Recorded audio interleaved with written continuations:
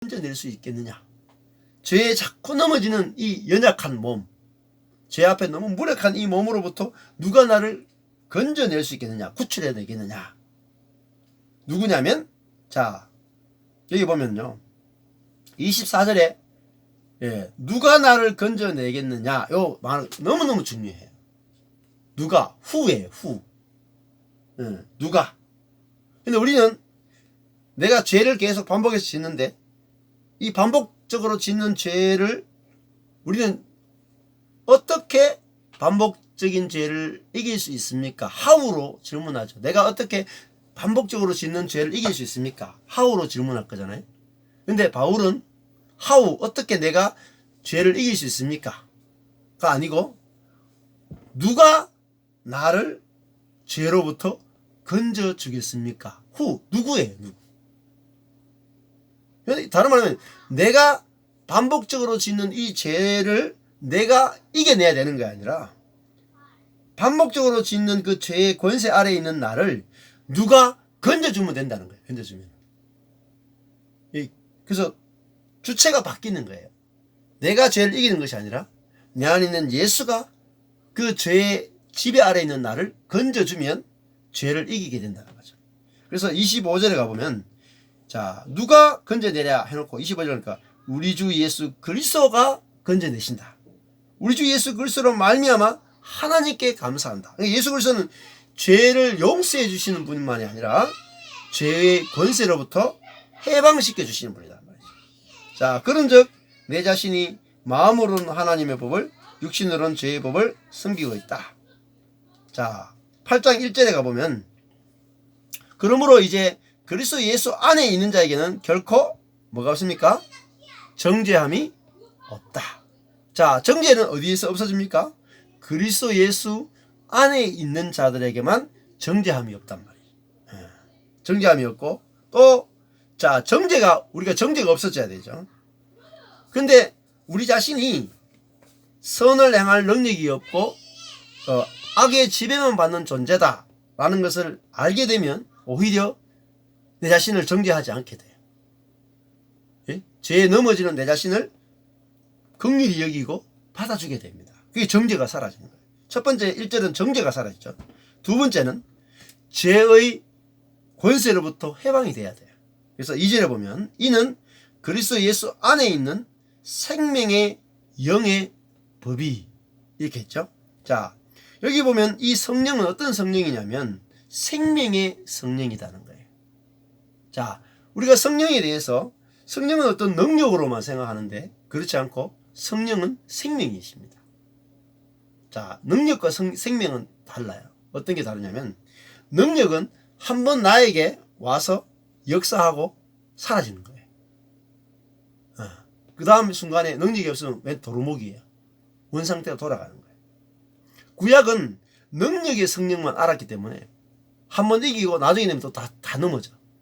다윗도 그렇고 솔로몬도 그렇고 그렇거든요. 근데 생명의 성령은 달라요. 자, 예수님이 십자가에 죽고 부활하셨죠.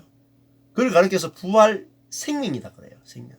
자, 내 속에 그냥 능력이 들어오는 거하고 생명이 들어오는 것은 근원적으로 달라요. 자, 예수님이 왜 우리 속에 들어와야 되느냐? 내가 원래 갖고 있던 생명은 아담의 생명이에요.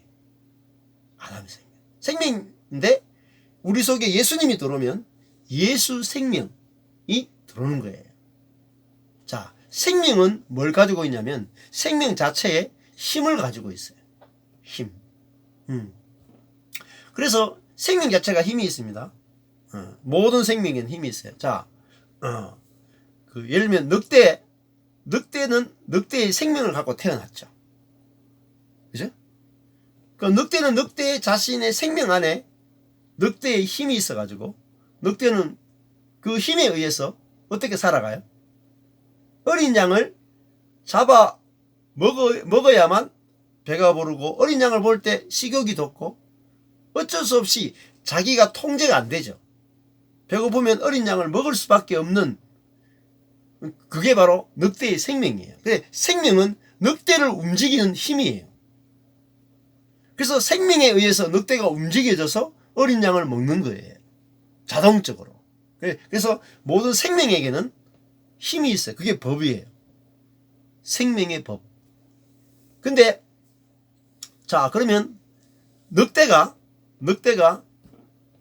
잡아먹는 존재가 아니고 정말 남을 늘 죽이고 잡아먹고 남 위에 군림하고 이런 존재가 남에게 질 수 있고 겸손하고 남을 낮게 여기고 자기가 죽어서 남을 살리고 이런 존재로 어떻게 바뀌느냐. 늑대가 한번 성령의 삐를 받고 그죠? 말씀 듣다가 감동받고 이래 가지고는 안 돼요. 한번 잠시 늑대도요 은혜 받을 때가 있어요. 배부를 때. 늑대가 배부를 때가 은혜 받을 때거든요. 그냥 예배 드리고 뭐 수련회 하고 뭐 이럴 때는 막 은혜를 잔뜩 받아. 그럴 때는요 막 다 사랑스러워 보이고 용서가 되고 이랬는데 하루만 지나면 배가 꼬르륵 소리가 나기 시작하면 그때부터는 견딜 수가 없어. 그 늑대의 생명의 힘이 늑대를 움직여 가지고 그렇게 사랑스럽던 애들을 그냥 확 물어가 죽여버려요. 그래서 생명이 바뀌어야 된다는 거예요. 생명이. 그래서 생명은 왜냐하면 권세거든요. 그래서 더 큰 권세가 오면 이겨요. 자, 늑대가 뭐로 바뀌어야 되냐면 늑대가 양으로 바뀌려면 늑대 속에 양의 생명이 와야 돼. 양의 생명이. 그래서 늑대 속에 양의 생명이 오면 늑대가 자기를 행위를 바꾸려고 전혀 노력할 필요가 없습니다. 그죠? 늑대가 잡아먹을 때도 자기 생명의 권세에 의해서 잡아먹은 것처럼 늑대 속에 양의 생명이 들어오게 되면 양의 생명은 양 속에 다른 욕구를 일으켜요. 다른 본능을 일으켜요. 그래서 이 늑대가 양의 생명으로 살게 되면 신비한 일이 벌어지는 거죠. 이제는 양을 보고도 잡아먹는 것이 아니라 오히려 양과 하나 될 수 있고 자기가 자기 목숨을 기꺼이 내어줄 수 있는 놀라운 일들이 벌어지는 거예요. 그게 바로 그리스도인들이 그 변화에 대해서 노력이 아니고 생명이 바뀌어야 되는구나. 이게 아주 중요한 거죠. 그래서 아주 어쩔 수 없이 우리가 아담의 생명 때문에 죄를 지었다면 우리 속에서 그리스도의 생명이 오면 그리스도의 행위가 나타나게 된다는 것입니다. 자, 그래서 이거 어떻게 하지 그러면? 어떻게 행하는 게 아니에요. 내가 아담의 생명 안에서는 절대로 사랑이 불가능한 거구나. 절대로 지는 것이 안 되는구나. 절대로 온유가 안 되는구나.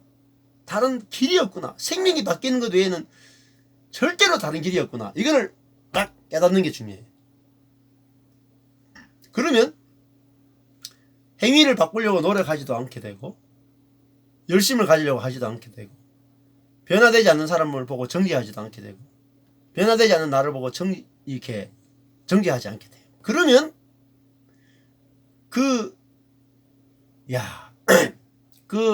오라 나는 공고한 자로다. 그 경험이 저절로 다른 생명으로 예수 생명으로 넘어가게 만들어줘요. 안 되는구나. 이걸 통해서 오히려 생명이 교환되는 역사가 일어나는 거죠. 그래서 이사야서 말씀을 한번 보시면 이사야서 결론을 이사야서가 66장까지 이사야서가 신약과 구약을 요약해 놓은 성경이다 이렇게 표현을 많이 하거든요. 자, 성경이 66권이죠. 그죠? 66권인데 이사야서도 66권이에요. 66장이에요. 근데 성경이 구약이 39권, 신약이 27권이죠.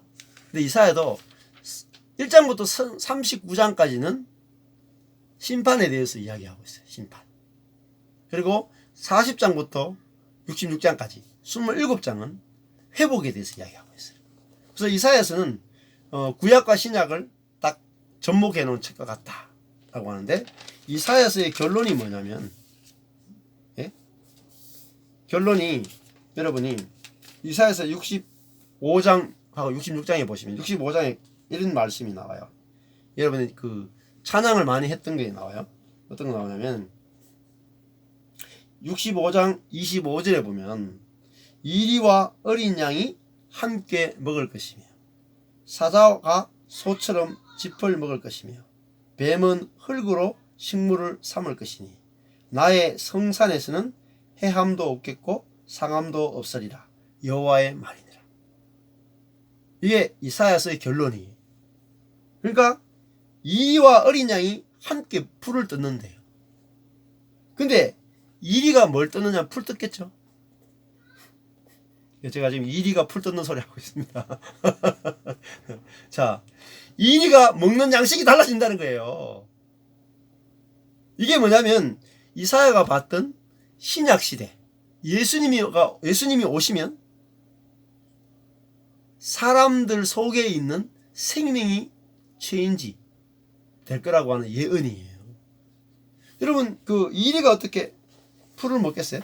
근데 이 이사야서 65장 25절을 보통은 예수님 재림 때 이루어질 것이라고 해석을 하죠. 예. 그렇지 않습니다. 예. 물론 재림 때도 이루어질 수 있겠지만 먼저는 예수님이 오실 때 지금 이리에 대해서 이야기하는 게 아니고 어린 양에 대해서 이야기하는 게 아니고 사람에 대해서 지금 예표하고 있는 거예요. 인간에 대해서. 그러니까 이리라고 하는 옛사람이 어린 양이라고 하는 새로운 사람으로 새로운 창조가 이루어질 것에 대해서 새 창조가 곧 구원이에요. 예. 그것에 대해서 즉 예수님 이 이사야가 야 메시아가 오면 이런 새로운 창조를 위해서 예수님이 오시는구나 이걸 봤다는 거예요. 사자가 어떻게 짚을 먹겠어요? 사자가 풀 뜯어 먹는데요. 예? 그러니까 다른 사자가 소를 안 잡아먹는 거예요. 안 죽이는 거예요. 예. 뱀은 흙으로 식물을 삼는다. 뱀이 흙만 먹나요? 아니죠. 예. 뱀은 여러 가지 동물들을 막 잡아먹잖아요. 근데 흙만 먹어도 살 수 있는. 그래서 하나님의 성산, 그죠? 하나님이 다스리는 나라, 하나님 나라가 임할 건데 그 하나님 나라는 해하거나 상하게 하는 일이 없을 것이다. 왜냐하면 즉 다른 말로 하면 죄의 권세가 힘을 잃는단 말이에요. 서로 경쟁하고 죽이고 헐뜯는 그 죄의 권세가 끝날 것에 대해서 지금 예언하고 있다는 것입니다. 자, 그래서 제대로 초점 맞추기 지금 이 제목이 그거죠. 제대로 초점 맞추기. 그래서 야 우리가 행위를 바꾸는 것이 아니라 생명이 바뀌는 거구나. 네, 생명이 바뀌는 거구나. 그리고 내가 내 몸 안에는 아담의 생명이 들어있는데 이제는 그리스도는 내게 와서 내 영과 한 영이 되어서 내 안에 거하고 계시다는 거예요. 자, 그래서 야 내 안에 그리스도가 내 영과 하나 되어서 한 영이 되어서 내 안에 거하고 계시는데 무엇을 위해서 내 안에 들어오셨느냐? 예수님 왜 내 안에 들어오셨느냐? 예수의 생명으로 나를 지배하게 해주기 위해서. 그래서 내 몸에 있는 그 죄의 유혹을 이기도록 하기 위해서 오셨다는 거죠. 자, 그래서 이걸 알게 되면 우리는 더 이상 이제 내 몸에 있는 죄를 이기려고 노력할 필요도 없고 내가 안식을 누릴 수 있습니다. 내 자신을 변화시키려고 하지 않고 내 안에 있는 예수님이 내 안에 계신 것을 감사하고 찬양하고 그렇게 살게 되는 거죠. 자, 그래서 이게 끝에 보면은 이제 그런 이야기가 나오는데 승리를 위해서 여기 예화가 나오는데요. 그 뉴욕 엠파이어 스테이트 빌딩에 보면은 한 여자가 이제 거기서 엠파이어 스테이트 빌딩에서 뛰내리는 거예요. 뛰내리면 죽겠습니까? 안 죽겠습니까? 맨몸으로 뛰어내리면 죽겠죠. 그런데 왜냐면 그 아주 높은 데서 밑으로 뛰어내릴 때면은 이제 그 만유인력 중력의 법칙이 작용해서 무조건 무거운 것은 아래로 떨어지는 법칙이 있잖아요. 중력의 법칙이 있습니다. 이 법칙은 절대 어길 수가 없죠. 근데 이게 죄의 법인데 무조건 밑으로 떨어지는 이 죄의 법이 아주 강력하게 우리 몸속에 죄의 능력이 작동하고 있어요. 근데 아무리 죄의 법이 강하다 할지라도 이 여인 몸에다가 행글라이드를 딱 붙이면 떨어지던 그 힘을 가지고 떨어지는 힘으로 인해서 날아오른단 말이에요. 예. 그것이 다른 법칙이 작용한다는 거죠. 그래서 그리스도인은 이제 죄의 법이 우리 몸속에 있었는데 예수님이 우리 속에 옴으로 말미암아 생명의 성령의 법이 우리 속에 있다는 것을 아는 것입니다. 그래서 초점을 고치는 데 있는 것이 아니라 이 복음을 알아가고 또 상대방에게 이 복음을 나누어 주는 것이죠. 그러면 우리가 갈등이 이제 줄게 되죠. 저도 그렇구나. 사람이 그 속에 몸속에 죄의 법이 있어 가지고 죄를 행하는데 스스로 죄를 이길 수 없구나.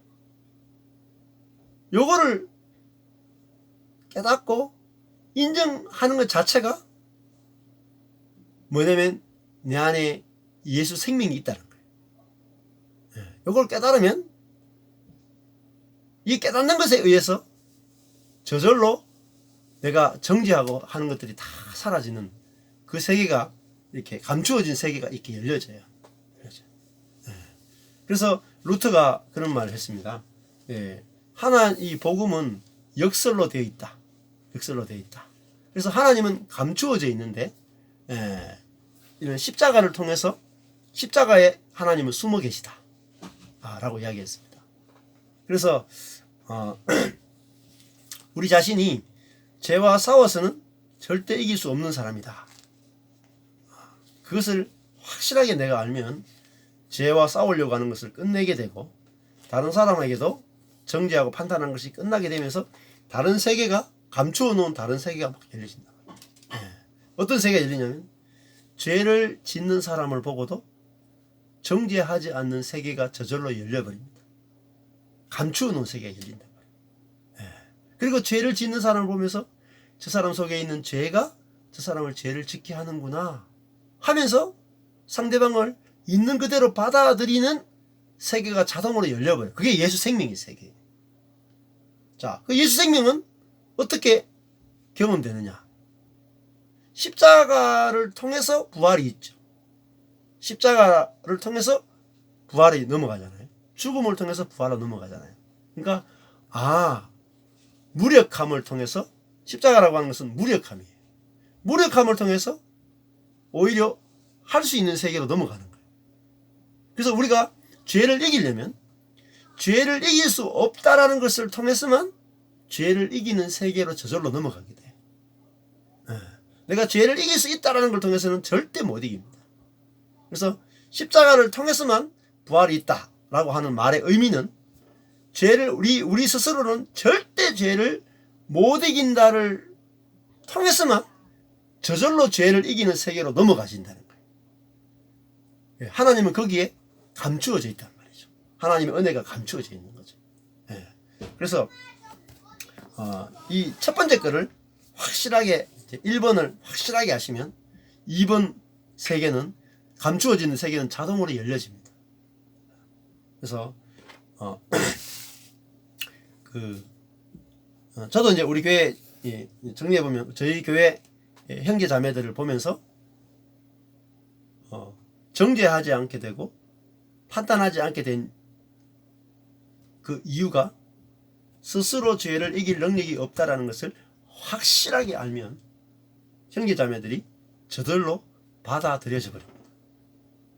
그리고 내 자신이 죄를 이길 능력이 없다를 알게 되면 내가 내 자신을 정죄하는 것도 사라지게 돼요.